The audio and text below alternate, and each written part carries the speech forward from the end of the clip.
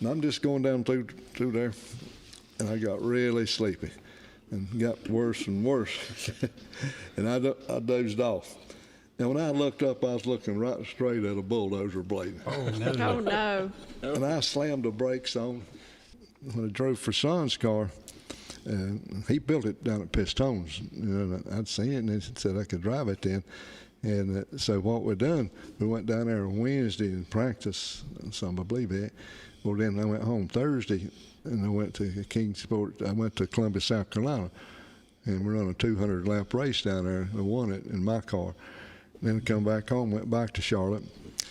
We get home at daylight when you go to Columbia down there. It's just so late, and you had to eat, and you stop for the truck stop. So we get up and go to work. And then I went back down there, and we qualified, but we didn't make the first 20. Well, I had to hurry up and leave, and they went on to Lonesome Pine Speedway. No, it was Kingsport Speedway. So I drove all the way up there, and that was a 200-lap race and won it. And come back down there, but we had a modified going to run too, and something happened to it practice, and they pulled the engine out. My guys that worked with me while I practiced, qualified for Son's car, and so they took it to Asheville, and he called down the racetrack by the time we was leaving, and said it's okay. He just all it done was broke a valve head or something, or not a valve head, but a spring. And he'd leave it hanging outside, inside, and the keys outside to come and get it. Well, I'm about the only one that could go get it, and going from Charlotte up there to Asheville was not like it is now, man. It took forever to get there. And so I got there about 2 o'clock in the morning. The key was there and the engine's there, and we built a box, a wooden frame to set it in. And that old van had a motor in the middle, but your feet's up front of it, and the throttle's down here, but it works way back here at the back. And it's this thin metal. I had it covered in carpet because it made a place to sit. And so I get back over to Interstate 40, and I'm heading to Charlotte, and I didn't go up that way. Well, they construction when I'm coming down through there, but it's 2 or 3 o'clock, about 3 o'clock in the morning then, and so I just went around the barricade and just went on down through there, and I'm just going down through there, and I got really sleepy and got worse and worse, and I dozed off. And when I looked up, I was looking right straight at a bulldozer blade. Oh, no. Oh, no. And I slammed the brakes on, and that motor come flying up through there and smashed the back of that box, and that's where the throttle linkage goes. And it jammed it wide open, and my nose hurt so bad I couldn't breathe. It busted the steering wheel, and so I turned it. The ramp was coming off there, coming right off. And I'm just going to turn and go up it and get on the other side. There's one of them metal posts. They went, wow, and it went up in there and bent that post. It come over, had my nose was bleeding. And I finally got up on top up there, and I got the thing switched off, and I got it there and pushed that thing back and got that lid. It was all smashed up, got it up, and beat that thing back where the throttle would work, and got back in it. But I'm on the same side of the road, but it made 2 lanes down there, and I come back over. And I come down the road, and I was just getting sleepier and sleepier and sleepier. And I come on down, I come 77, I pulled over on the side of the road a little bit. It's getting daylight. And I went to sleep, and I could feel it. I just laid over on that old motor, and I could feel it moving. I looked, and I'm coasting, I was out of gear. Oh, no. That woke me up. I went to the motel. We stayed all night there, and I said, it's yours. And I just took a shower and went to the racetrack. Well, then we got there and qualified. And then Saturday, come back home, and we won Columbia, and we won Kingsport, Tennessee, and run Hickory Saturday night, and I finished second at Hickory Saturday night, and went back down there, and then run for Son's car. I don't know, it was 5 or 6 star, I don't know which race it was. And after run that car, and then come home, and they was working on the sportsman car that we run Friday night in it.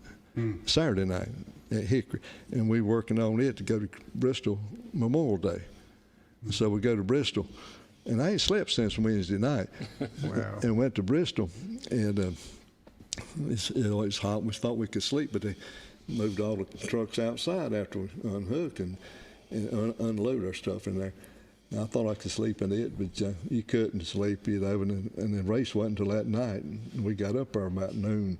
Everybody was there. They would run 300 laps, and we're leading the race. And down the backstretch, it's got a concrete wall, blocks painted, and you got 8, you know, going in the first turn, right where you hugging the wall pretty good. It's got an offset of 4 inches, like from 8 to 12, and it's got the cement sort of tapered it in.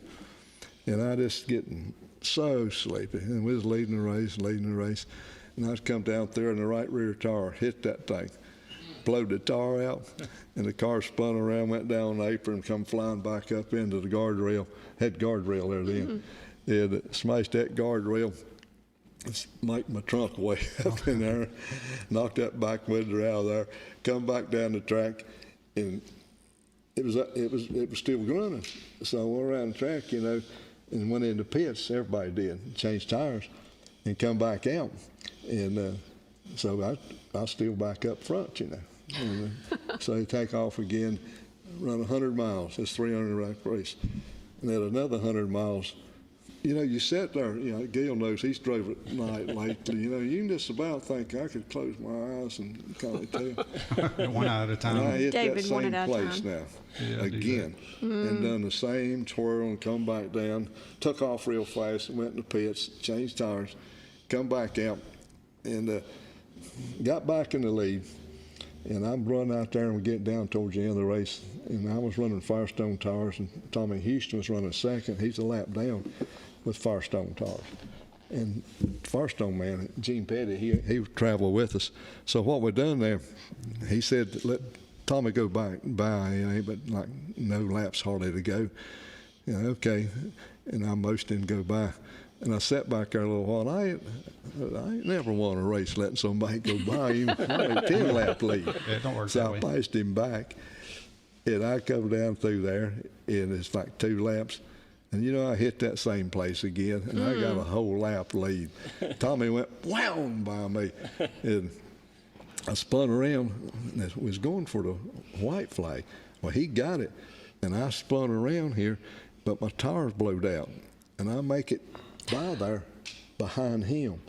But I can't do it 50, and he just was gone. And that's the longest half mile I ever made. I just watched him go down the back stretch, and I'm doing 50. He's like, wow! And I hurried like that, and I come off the corner, and that tire, I just mashed it down. That tire come off the rim, and it started into a turn, bar flying off of that rim. And I went across start-finish line backwards, and Tommy, he was that way like that, and we went across like that, and I had him about like that much. Wow. And I won the race. That's crazy. And they tore us down, and we left there at 4 o'clock in the morning. You know who protested? Darrell. Walter. Wow. Yeah, it was. That was a long week, but we won all but Sound like it. with the Winston Cup. We didn't win it, but we finished. I think we finished 15th or 20th, but you know, pretty good really for that car and all. And then it's a new car he built there, but then we won them all but one.